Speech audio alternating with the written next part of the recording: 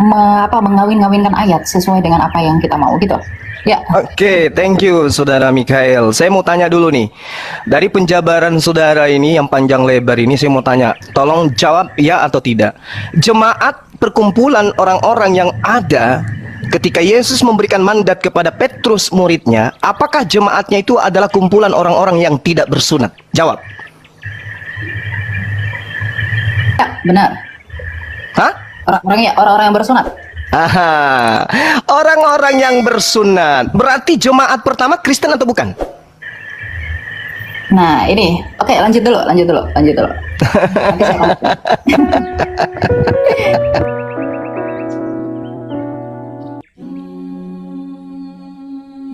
Kali ini Bang Zuma ditantang debat oleh Elia Myron membahas sejarah kekristenan.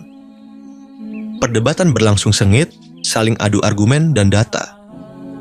Namun Bang Zuma berhasil membungkam lawan debatnya dengan data yang lebih akurat dan sulit dibantah.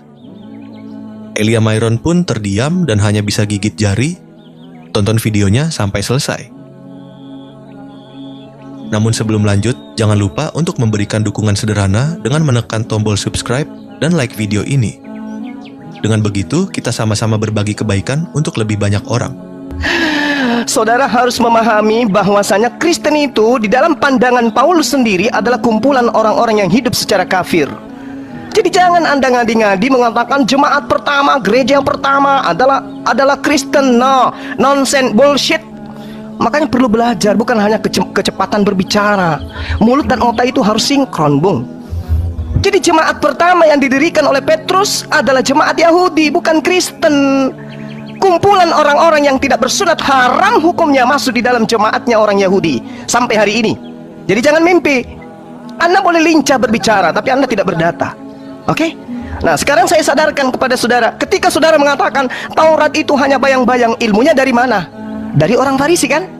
Nah, itulah kalian, pengikut orang Farisi. Sementara Tuhan memberikan pernyataan yang sangat luar biasa di dalam pemahaman orang Yahudi itu sendiri, bahwa Taurat yang datang kepada Nabi Musa itu adalah jalan hidup, yang siapapun yang menapaki daripada hukum Taurat itu dalam kehidupan orang Bani Israel, mereka akan mendapatkan hidup.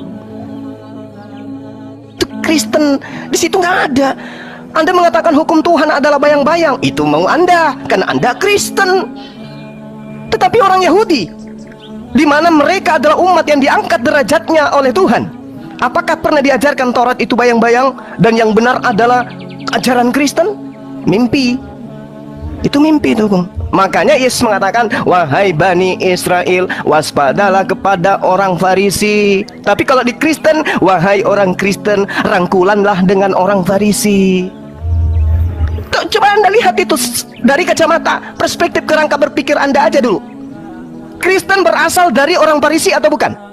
Yes, orang Farisi. Siapa orang Farisinya? Paulus. Apa pembuktiannya? Pengakuan dari mulutnya sendiri. Di mana diterangkan? Filipi 3 nomor 5. Aku adalah orang Ibrani asli dari keturunan Benyamin. Aku adalah orang Farisi.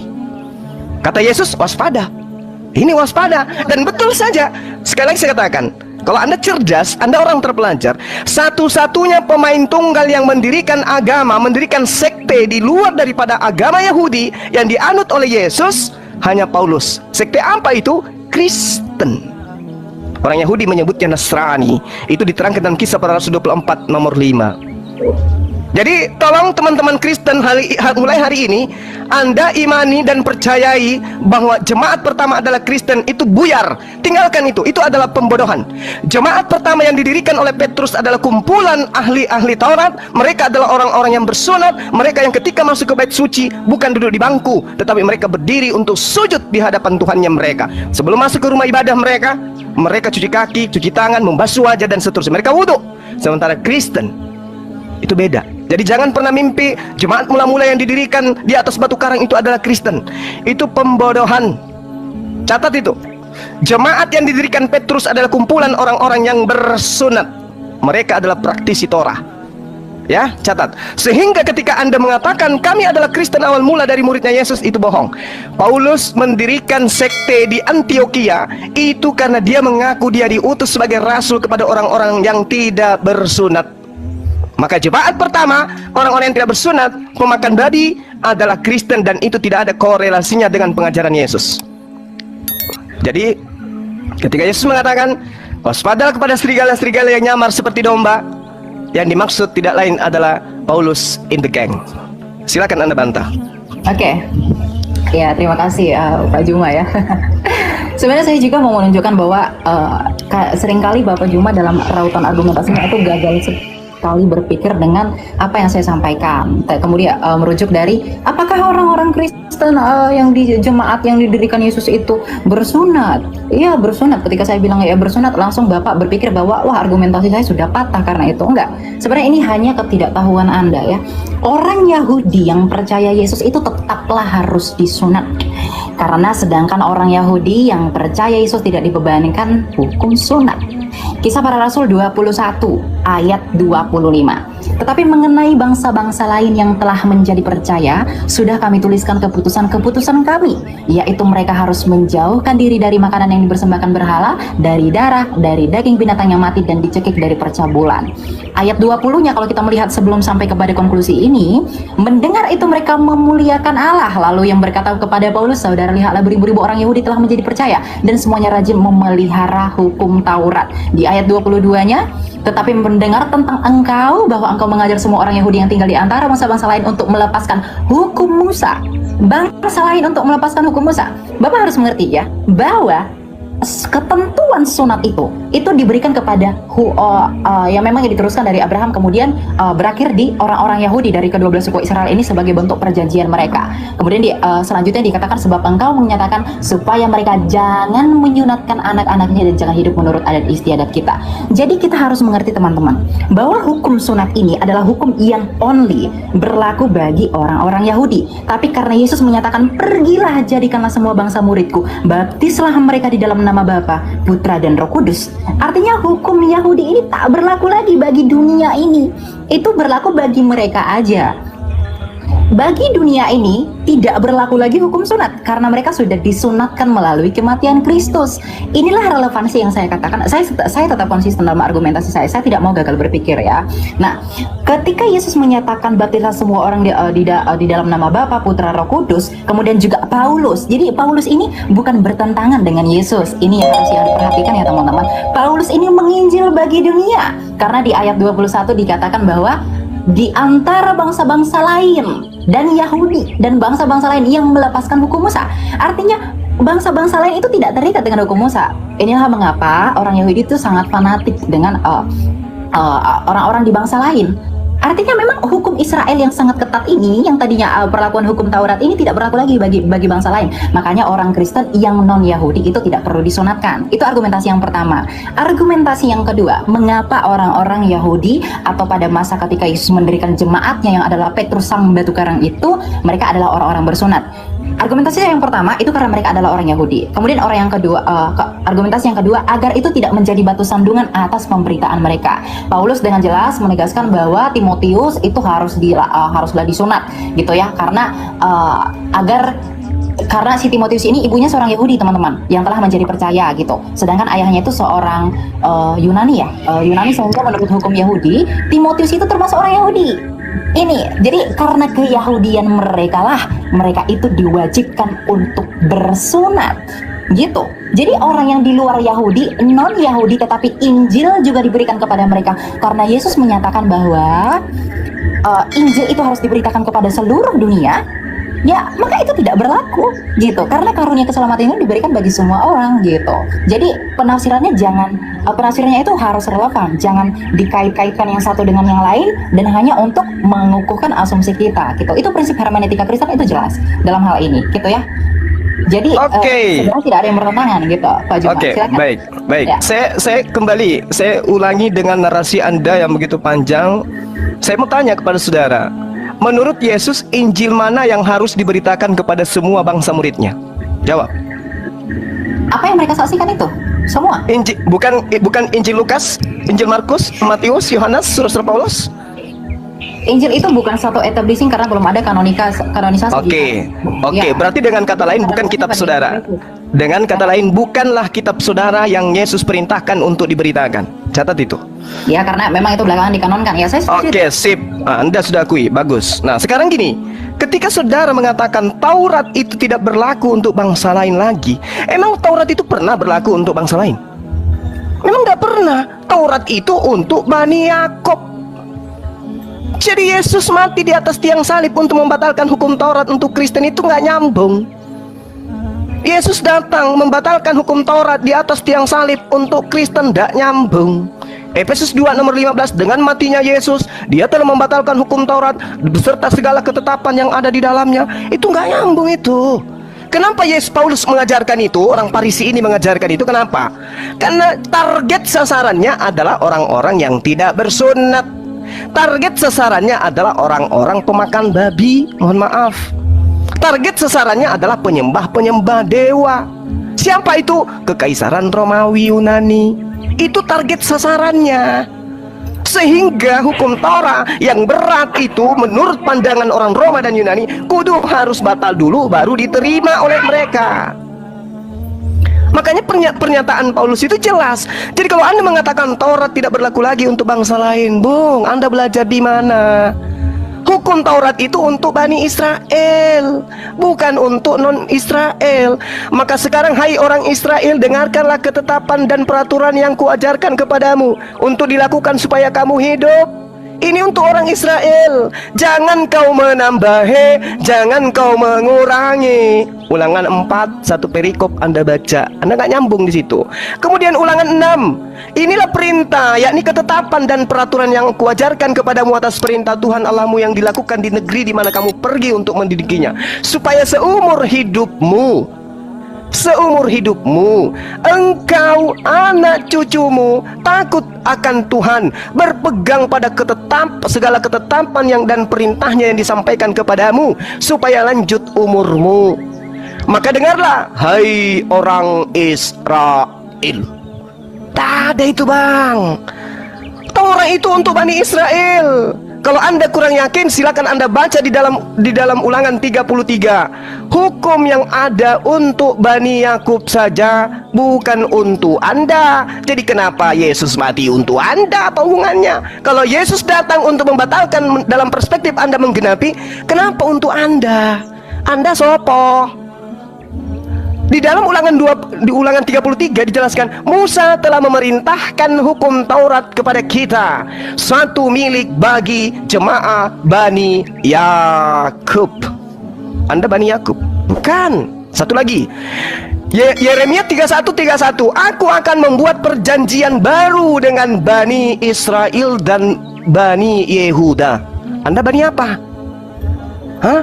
Bukan Anda. Jadi ngapain Yesus mati di atas tiang salib untuk Anda? Ngapain? Tujuannya untuk membatalkan hukum Taurat. Iya, berarti Yesus untuk Bani Israel, bukan untuk Anda.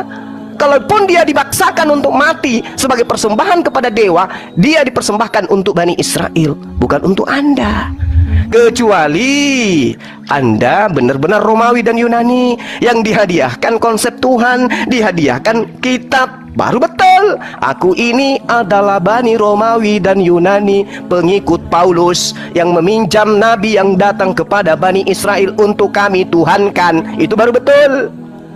Saya jempol kalau Anda jujur di situ. Yang pertama, Anda sudah mengakui jemaat mula-mula yang didirikan oleh Petrus adalah jemaat bersunat. Berarti mereka bukan Kristen. Mereka adalah Bani Israel yang percaya Yesus utusan Tuhan, belum terkontaminasi dengan ajaran Farisi.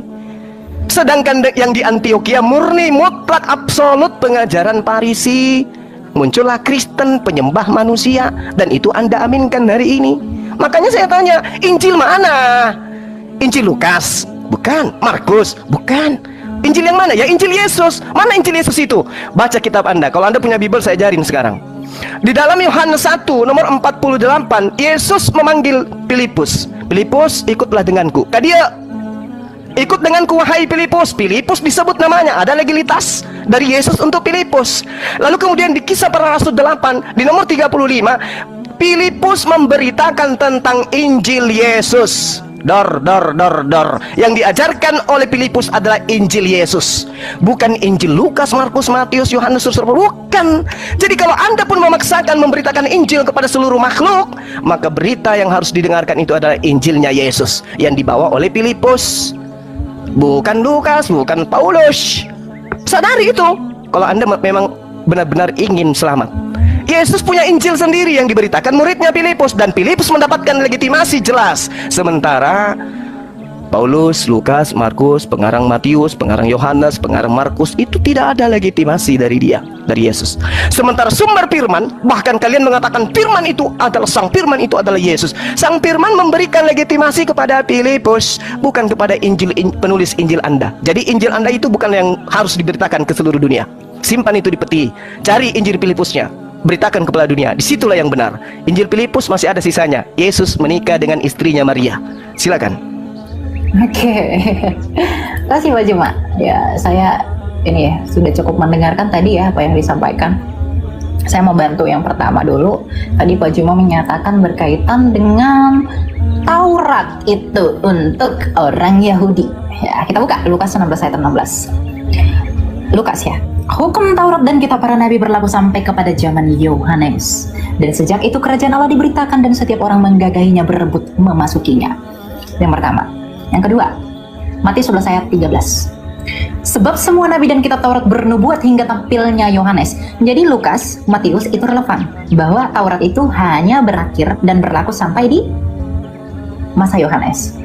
Oke, jadi di sini kita bisa melihat bahwa Matius itu memberi penjelasan lebih jelas dengan menempatkan kata mereka bernubuat itu berakhir hingga tampilnya Yohanes Pembaptis tentang kesaksian kebenaran yang akan datang di dalam Kristus. Dengan demikian kita mengerti bahwa Taurat itu dan nubuat-nubuat para nabi dalam Perjanjian Lama berakhir pada saat tampilnya nabi terbesar, yaitu Yohanes Pembaptis, ya. Dengan tanda kematian Yesus di kayu salib berlaku hukum Kristus, hukum kasih. Ini saya sudah tegaskan dari awal bahwa hukum Kristus itu adalah dua hukum. Hukum Taurat itu terikat pada 613 hukum. Gitu. Jadi yang 613 itu sudah tidak berlaku lagi. Kenapa? Karena para nabi pun itu semua bersaksi dan akan bernubuat tentang Dia yang akan datang. Yang di dalam Lukas yang saya bacakan tadi, berakhirnya nubuat tentang kesempurnaan yang akan datang itu telah selesai. Diakhiri di dalam masa kenabian Yohanes Pembaptis. Itu sudah selesai sampai di sana. Yang nantinya akan didatangi oleh Sang Firman itu yang menjadi manusia, di mana Sang Kristus itu sendiri Sang Firman itu yang menyatakan diri Bapa di dalam dirinya. Hal ini juga kita bisa melihat di dalam Efesus 2 ayat 15 bahwa dikatakan di sana bahwa sebab dengan matinya manusia, ia sebagai manusia maksud saya, ia telah membatalkan hukum Taurat ya, dengan segala perintah dan ketentuannya untuk menciptakan keduanya menjadi satu manusia baru di dalam dirinya, dan dengan itu mengadakan damai sejahtera. Jadi kalau banyak polemikus yang menuduh bahwa Paulus itu menyatakan bahwa hukum Taurat itu dibatalkan sedangkan Yesus itu menggenapi, artinya konklusinya bahwa Yesus itu dengan Paulus itu bertentangan. Tidak. Kenapa? Jelas ditegaskan oleh Lukas bahwa hukum Taurat itu berakhir mengenai pewahyuannya dan peraturannya itu sampai kepada zaman Yohanes. Itu yang pertama. Jadi ayat ini sudah membantah argumentasi dalam perspektif kekristenan ya. Maksud saya bahwa Bapak menyatakan Taurat itu akan berlaku selama-lamanya. Tidak. Ya tidak. Karena orang Yahudi, karena Lukas ini ditulis sama Lukas, dia itu orang Yahudi. Jadi kalau dia itu orang Yahudi, tidak mungkin dia punya perspektif bahwa kalau memang hukum Taurat itu berlaku sampai selama-lamanya, tidak merujuk kepada nubuatan yang akan datang di dalam kesempurnaan Yesus Kristus, ini mereka tidak akan menyaksikan ini. Kalau kita merujuk kepada hukum dwi ganda saksi, kesaksian ini benar adanya karena Lukas juga menyatakan demikian, Matius juga menyatakan demikian, kemudian juga dikonfirmasi di Efesus. Ini jelas urgensinya. Kemudian yang kedua, mengenai Injil gitu ya. Tadi Bapak menyatakan bahwa Injil itu di Filipus. Kenapa di Filipus itu tidak diakui, sedangkan di Filipus itu Yesus itu katanya menikah bla bla bla dan lain-lain. Kenapa kalian tidak memberitakan Injil yang dari Filipus aja? Inilah keterbatasan literasi, bahwa arti kitab Injil itu adalah kabar baik. Memang saya harus mengakui ya saudara, saya tidak mau menafikan bahwa kata Injil itu merupakan arabisasi untuk kata Yunani Evangelion gitu. Jadi artinya adalah kabar baik kalau kita buat ke seluruh Indonesia. Matius 4 ayat 23. Yesus pun keliling ke seluruh Galilea. Ia mengajar dalam rumah-rumah ibadat dan memberitakan Injil kerajaan Allah serta melenyapkan segala penyakit dan kelemahan di antara bangsa itu. Ingat ya, kita harus mengkonsentrasikan antara kondisi orang Yahudi pada saat itu dengan apa yang dilakukan Yesus. Perspektif dan juga sudut pandang orang Yahudi yang dalam hal ini adalah mereka Yahudi tentunya teman-teman, karena murid-murid Yesus itu ya orang-orang Yahudi ya.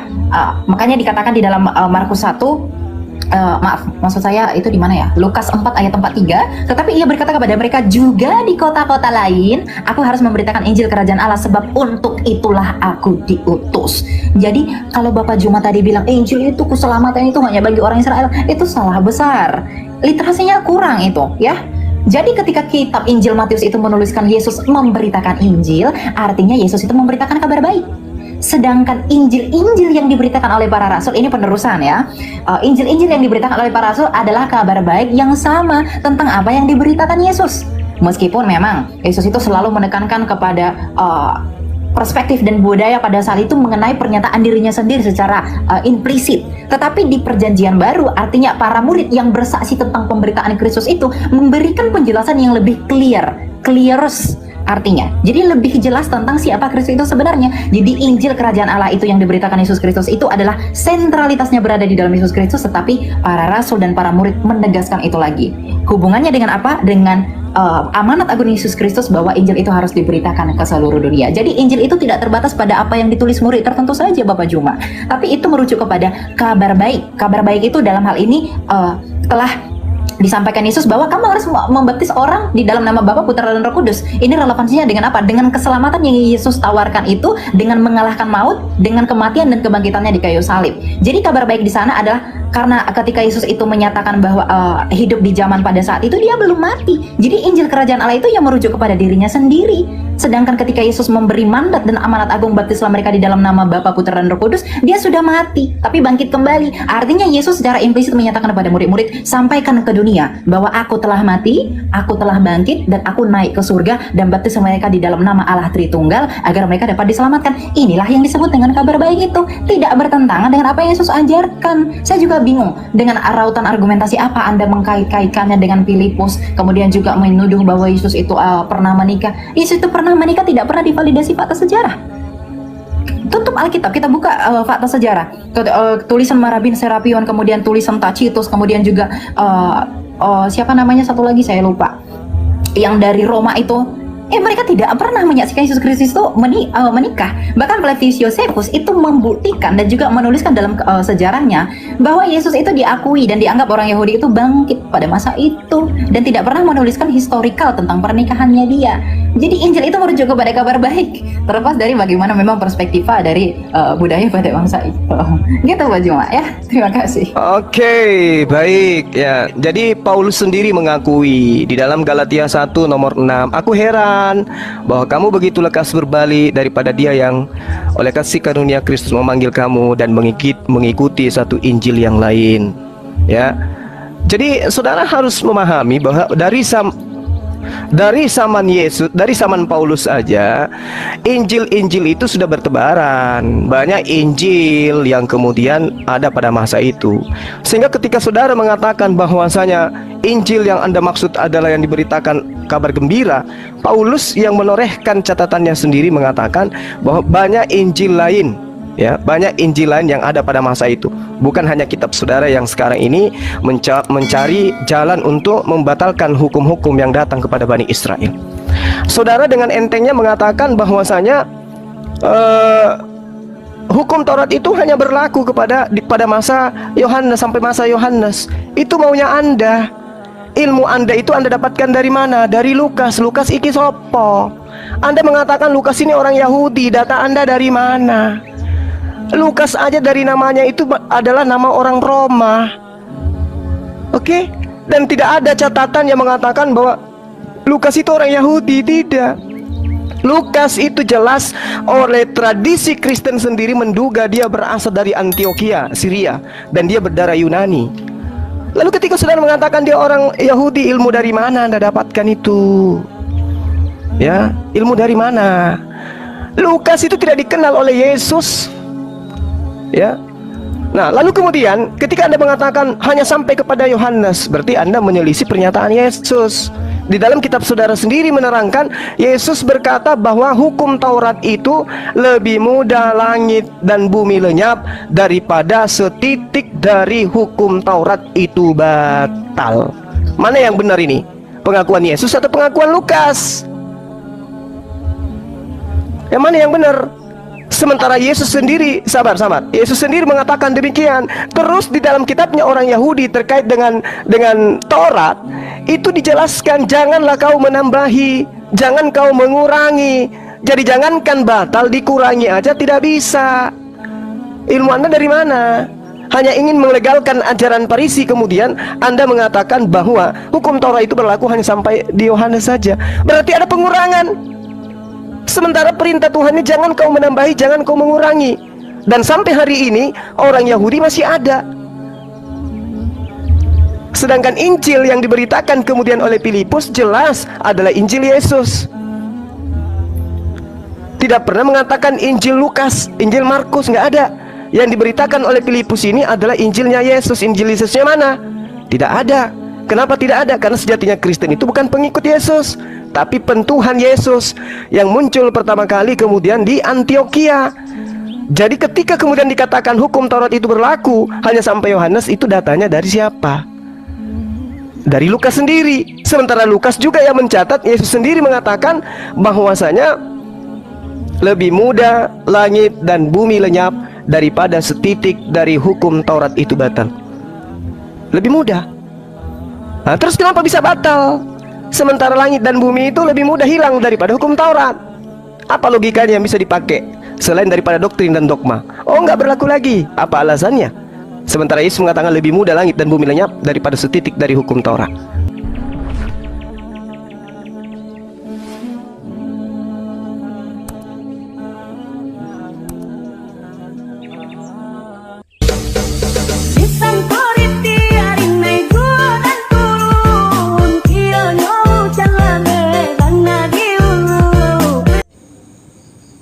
Cukur rambut dan minyak pijat atau urut, minyak zaitun serta parfum.